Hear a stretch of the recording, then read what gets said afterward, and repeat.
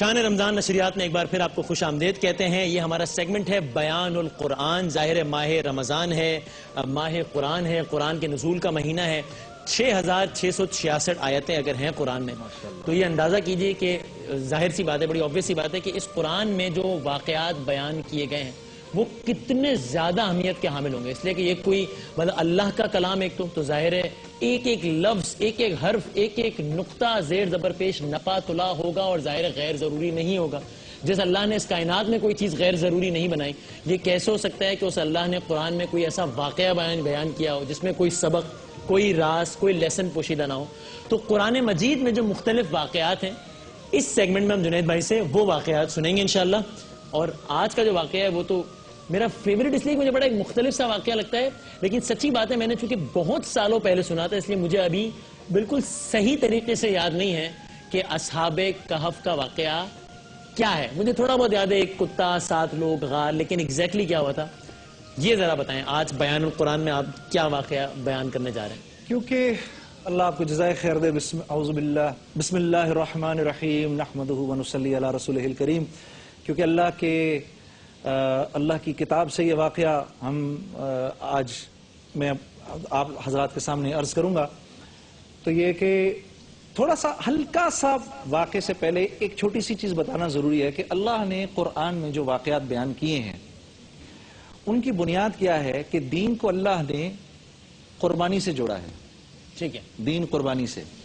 تو اللہ رب العزت نے قرآن میں جتنے بھی واقعات بیان کیے ہیں ان واقعات کو بیان کرنے سے پہلے اپنے پیارے بندوں کی پہلے قربانی بیان کی. اوکے. اور اس بیان قربانی پر پھر اللہ نے ان کو کیا اجر دیا. ٹھیک ہے. تاکہ جب ہم یا وہ جو حوصلہ کرے کہ میں نے اب اللہ کے حکم پر آنا ہے، جب وہ کرے اور اس کو جس قربانی سے گزرنا پڑ رہا ہے اس وقت جب وہ قربانی دے تو اس کو اس بات کا یقین ہونا چاہیے کہ اس کے بعد مجھے اللہ کی طرف سے اجر ملے گا. صحیح ہے نا؟ ٹھیک ہے. تو فضائل کا جو اللہ کی طرف سے جو اجر ملنے والا ہے اس کا استحضار کرنا تو بڑی زبردست بات ہے اور کرنا چاہیے کہ مجھے اللہ سے ملنے والا ہے. ٹھیک ہے.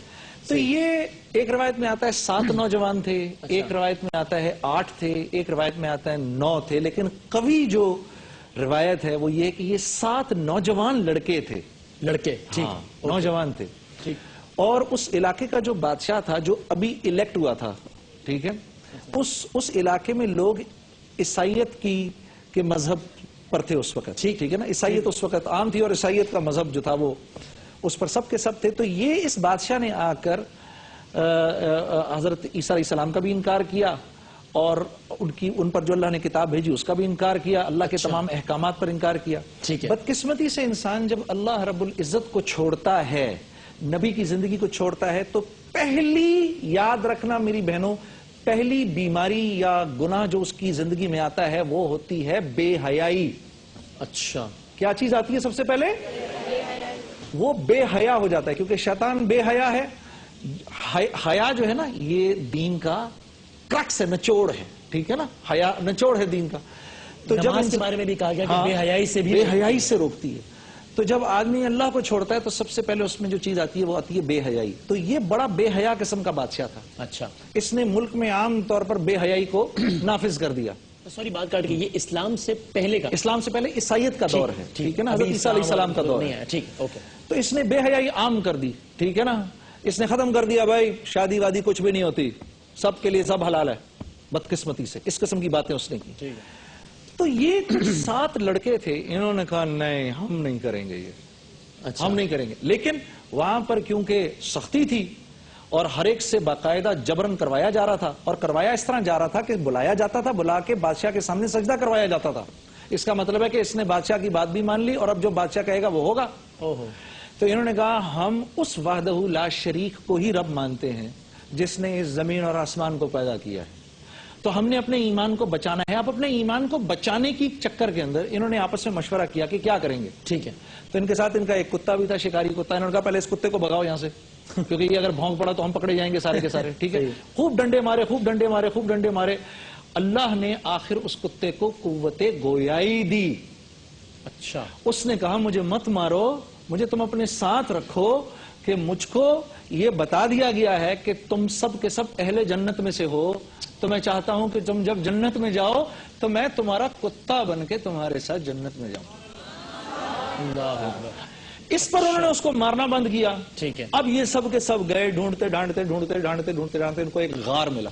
ٹھیک ہے، اب یہ اس غار کے اندر گئے اور اس غار کے اندر جا کے انہوں نے کہا کہ یہاں چانس مشکل ہے کہ کوئی آئے، اور وہ اس غار میں جا کے لیٹے آرام کرنے کے لیے۔ جب یہ آرام کریں گے، اللہ پاک نے ان کو ایک روایت میں ہے کہ قمری سال 309 قمری سال تک سلا دیا، 309 سالوں تک سوتے رہے، سلا دیا، اور تقریباً 300 عیسوی سالوں تک سلا دیا اللہ نے۔ یعنی قمری سال یعنی آج کے اگر اس میں ہم وہ کریں تو ہمارا ایک سال 365 دن کا ہوتا ہے، تقریباً اتنا ہی ایک سال سمجھیں، رفلی 360 تو یہ عیسوی سال ہو گیا نا، ٹھیک ہے، تو 10 سال کم کر دو ہمارے، ٹھیک ہے، تو قمری سال بھی تقریباً 3 صدیاں ہو گئی نا، 3 صدیوں تک سوئے۔ پھر اللہ پاک نے سورہ کہف میں ہمارے نبی صلی اللہ علیہ وسلم کو بتانا شروع کیا، میرے نبی ان سے میں ایسا خوش ہوا کہ یہ جب سوتے تھے نا تو ان کی یہ کھلی آنکھ سوتے تھے، کھلی آنکھ سوتے تھے، تاکہ اگر کوئی وہاں سے اس کو یہ شائبہ سے محال گزر بھی جائے کہ یہ سو رہے ہیں۔ پھر اللہ رب العزت نے فرمایا میں ان کو خود کروٹیں دیتا تھا۔ ہاں، جب سورج آتا تھا نا اوپر سے تو میں سورج کو کہتا تھا سائیڈ سے نکل، ان پر کوئی تیری کرن نہ پڑے کہ یہ بیچارے تنگ ہوں۔ ان کا کتا بھی وہاں پر آرام سے سوتا رہا، یہ بھی سوتے رہے، 309 سال سوتے رہے۔ 309 سال کے بعد یہ پھر اٹھنے کے بعد ان میں انہوں نے ایسے جمائیاں لیں کہ او یار کتنی دیر ہو گئی، اس نے کہا یار میں کتنا سوئے۔ تو قرآن میں اللہ پاک بڑے پیار سے بیان کرتے ہیں سمجھانے میں کہ ایک دوسرے کو کہہ رہے ہیں یومن او بعد یوم، میرے خیال ہے شاید ایک دن سو گئے ہم یا شاید ایک شام سو گئے ہم، حالانکہ سوئے کتنا 309 سال 309 سال۔ پھر ان کی جیب کے اندر جو اس وقت کا سکہ رکھا ہوا تھا وہ لے کے وہ باہر نکلے۔ جب وہ لے کے باہر نکلے تو بازار میں گئے تو جس آدمی نے وہ سکہ دیکھا وہ اچھل گیا، کہہ رہے یہ کون سا؟ اس نے کہا یہ تم اتنا نادر نمونہ کہاں سے لائے؟ جس طرح آج کسی دکان پر کوئی صاحب 350 سال پہلے کی کرنسی لے کر چلے جائیں، کرنسی لے کر پہنچ جائیں۔ اچھا وہ لیکن وہ دور ایک نیک بادشاہ کا تھا، وہ فوراً اس بادشاہ کے پاس دوڑا، جا کے اس کو بتایا، وہ نیک آدمی تھا، اس نے ان نوجوانوں کے بارے میں سن رکھا تھا کہ اس طرح ایک نوجوان لڑکوں کا گروہ تھا جو چلا گیا تھا، وہ آیا، یعنی تب تک وہاں پر تبدیلی آ چکی تھی۔ وہ آیا، اس نے آ کے ان سے گلے ملا، باقیوں کو بلایا، سارے شہر میں سارے علاقے کے اندر ان لوگوں کا ذکر کیا گیا۔ یہ حضرات 2 مہینے اور زندہ رہے اور دنیا سے چلے گئے، اور ان کا یہ ایمان بچانا اللہ کو اتنا پسند آیا کہ اللہ نے ان کے اس واقعے کو سورہ کہف اور اپنی کتاب کی یعنی قرآن کا ایک سورہ اس حوالے سے منسوب ہو گیا۔ اچھا لیکن یہ اس واقعہ سنتے ہی پہلی بات جو میرے ذہن میں آئی کہ ظاہر ہے جو کچھ ہوتا ہے مصلحت خدا اور رضا خدا سے ہوتا ہے، کیوں یعنی خدا کی مرضی سے یہ کیوں ہوا؟ یعنی کوئی اور طریقہ بھی آزمایا جا سکتا تھا کہ جس سے ان لوگوں کا ایمان بھی محفوظ رہتا اور وہ اپنے مقصد میں بھی کامیاب ہوتے، یہ اتنا مختلف اتنا منفرد طریقہ کار کیوں؟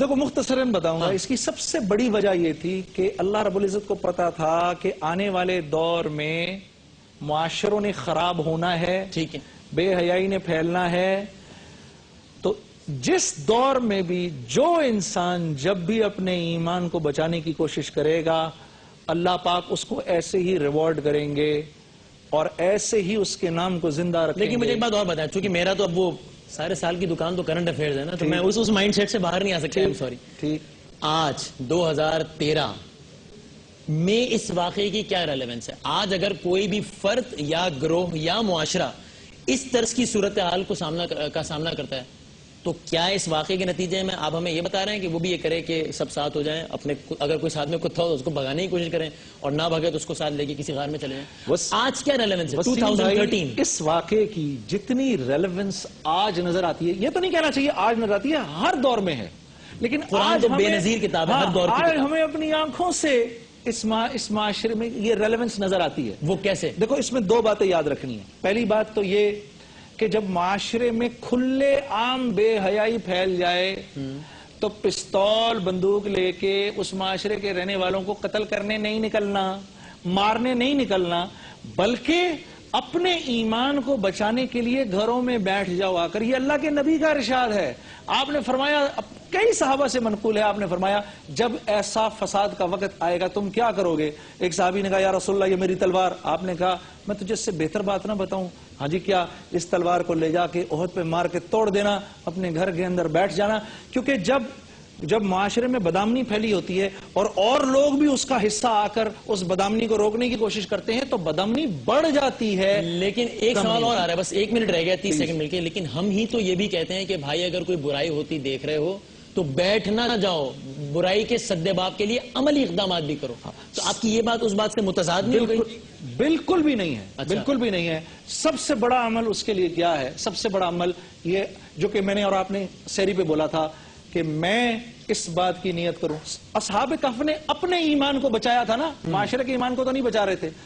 میں اپنی فکر کروں, میں خود اللہ کا فرما بردار بننے کی کوشش کروں, پھر اللہ رب العزت خوش ہو کر مجھے اٹھائیں گے اور سارے کے سارے معاشرے کے لیے ہدایت کا ذریعہ بنائیں گے. یہ اللہ رب العزت کے ہاتھ میں. جزاک اللہ. قرآن پاک کے حوالے سے یہ واقعہ آپ نے سنا دیا. اب جب اگلے سیگمنٹ میں حاضر ہوں گے تو جس ہستی پر یہ اس بابرکت اور متبرک ترین کتاب کا نزول ہوا, یعنی کہ ظاہر حبیب خدا حضرت محمد مصطفیٰ صلی اللہ علیہ وآلہ وسلم, چاہتے رسول خدا صلی اللہ علیہ وآلہ وسلم, ہمارا اگلا سیگمنٹ ہوگا. جس مقابلہ نعت خوانی کا ہم نے تذکرہ کیا تھا اس کا اب ہم باقاعدہ آغاز کرنے جا رہے ہیں. جب ہم بریک کے بعد واپس آئیں گے آپ کو جو ہمارے اس مقابلہ نعت خوانی کے جج حضرات ہیں ان سے ملوائیں گے, اور اس کے بعد جو ہمارے ثنا خان ہیں جو کمپٹیٹرز ہیں ان سے بات کریں گے. ظاہر ہے یہ مقابلہ جو ہوگا ایک ایفرٹ ہے ذکر رسول کو ایک اچھے منفرد انداز میں کرنے کی, ورنہ یہاں تو اگر مجھے کریکٹ کیجئے گا if I'm wrong, یہ تو عشق کا مقابلہ ہے. اس میں جو اصل جو کرائیٹیریا ہے وہ آواز, لہن یا کلام کا انتخاب نہیں, بلکہ یہ ہے کہ آپ کتنا زیادہ دل سے پڑھتے ہیں. تو چاہتے رسول سیگمنٹ کے ساتھ حاضر ہوتے ہیں چھوٹے سے وقفے کے بعد.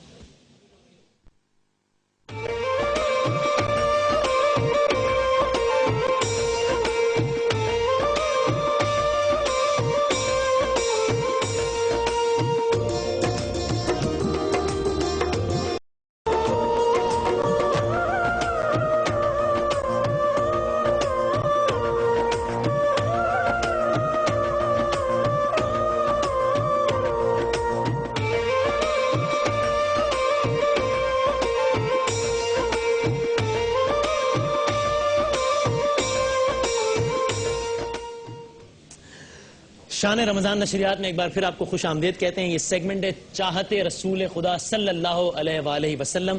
نعتیہ مقابلے کا انعقاد کیا ہے air world digital network نے اس ٹرانسمیشن میں. جس طرح میں نے کہا کہ ظاہر ہے جب وہاں جو مقابلہ ہے, چونکہ یہ عشق کی باتیں ہیں, یہ عقیدے کی باتیں ہیں, تو اس میں جو اصل جو گیم ہے وہ آواز, انداز, کلام کی تو ہے, ٹھیک ہے, لیکن اصل معاملہ ہے کہ آپ کتنا زیادہ دل سے پڑھتے ہیں.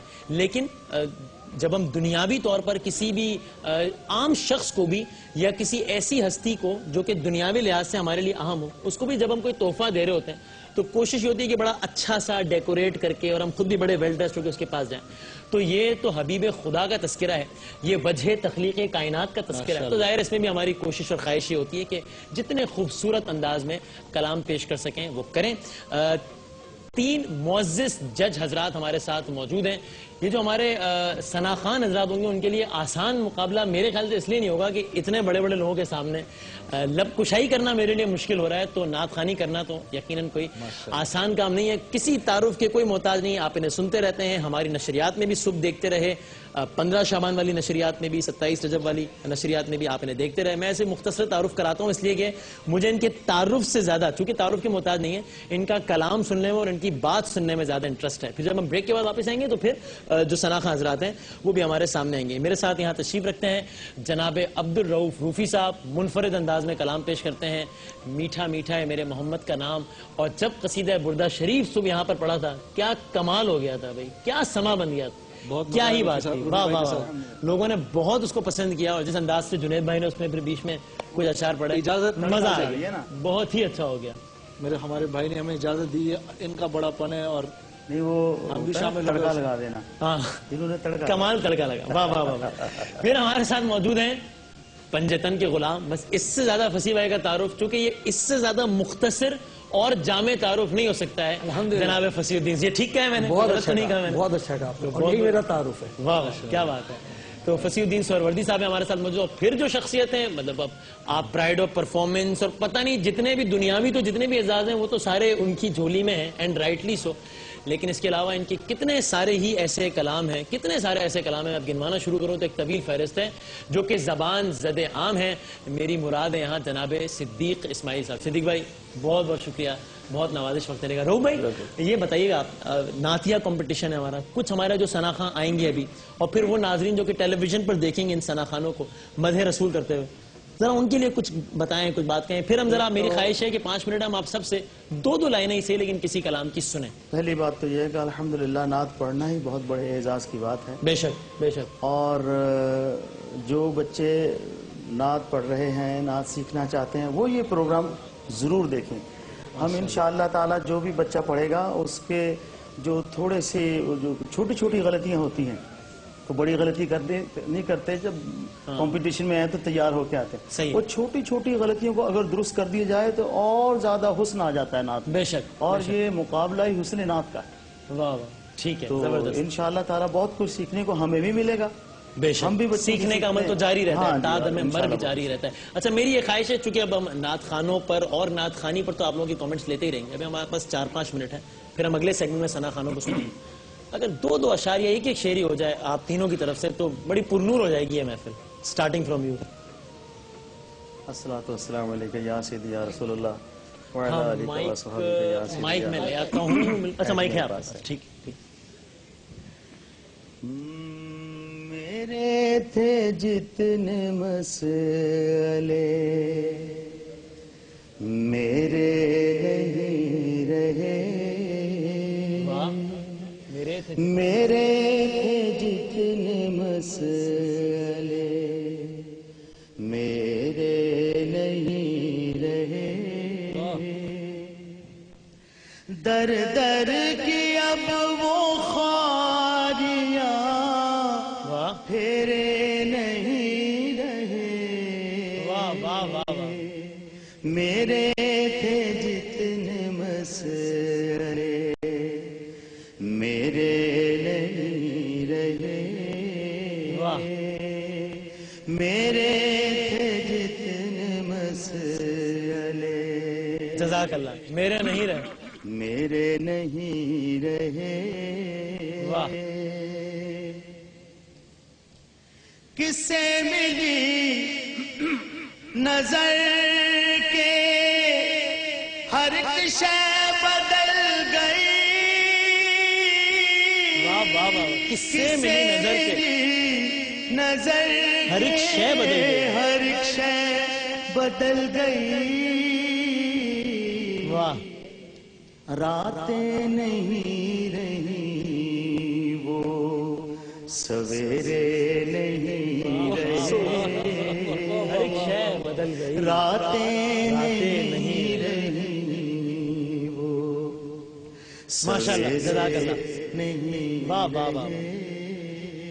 امجد سلام. امجد صاحب کیا بات ہے، کیا بات ہے. امجد بھائی ہمارے گیسٹ بھی ہوں گے جلد انشاءاللہ، ان سے بھی نعتیہ کلام کریں گے. فصیح بھائی تبرک نہیں صحیح، میں چاہ رہا ہوں کہ اچھا ایک تو میں یہ جو آج کے شرکاء ہیں مقابلے کے لیے، جی ان کے لیے عرض کروں گا کہ وہ تلفظ کا خاص خیال رکھیں اور طرز بھی جو ہو نعت شریف کی وہ بات نعت کے مطابق ہونی چاہیے. یہ ہم میرے دل کی بات کر دی بھائی کہ دیکھو پڑھنا صحیح، الفاظ صحیح نکلے اور طرز بھی اچھی ہونی طرز چاہیے. بھی اچھی ہونی. صحیح ہے. صحیح. میری قسمت کھلی میں مدینے چلا. میری قسمت کھلی جزاک اللہ. میں مدینے چلا. مدینے چلا. میں مدینے چلا. میں مدینے چلا. مٹ گئی بے کلی میں مدینے چلا. جزاک اللہ. مٹ گئی بے کلی میں مدینے چلا. جب پڑھا ان پہ دل سے درود و سلام. جب پڑھا ان پہ دل سے درود و سلام. راہ آسان ہوئی میں مدینے چلا. راہ آسان ہوئی میں مدینے. جزاک اللہ. جزاک اللہ. کیا بات ہے، کیا بات ہے. صدیق بھائی سے ایک شعر سنیں گے اور پھر ہم اسی کے ساتھ ہی بریک پہ چلے جائیں گے. پھر ثنا خان آئیں گے. فصیح صاحب نے بھی ایک ہدایت فرمائی ہے. میں بھی یہ مقابلے کے شریک اگر یہاں آئے جی جی تو ان سے یہ درخواست کروں گا کہ جب ابتدا کریں تو یہ سمجھ کے کریں. یہ اس فن سے واقف ہیں جنید اقبال, جنید جمشید. مجھے اپنے نام کے ساتھ اقبال بھی اچھا لگتا ہے. استائی جس انداز سے شروع کریں, انترا بھی اگر اس طرح سے اوپر لے جا سکتے ہیں, ٹھیک ہے, اسی لیول سے یہ شروع کریں تو ان کے لیے اسکیل قائم رہے گا. عطا یہ مدینے چلا کی بات ہو رہی تھی, ماشاء اللہ. تو ہم تو مدینے کا سفر کر رہے ہیں. واہ واہ واہ.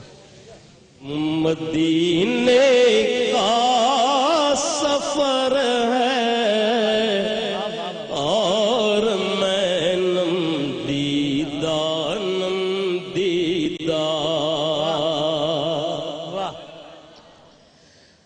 جبی افسردہ قدم لغزیدہ قدم لغزیدہ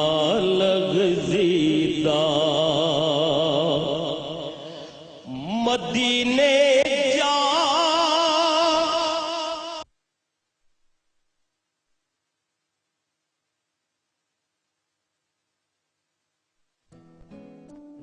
پیسے کیسے بچائے جاتے ہیں؟ تھوڑا سا ہاتھ روک کر, ذرا سا دل مار کر.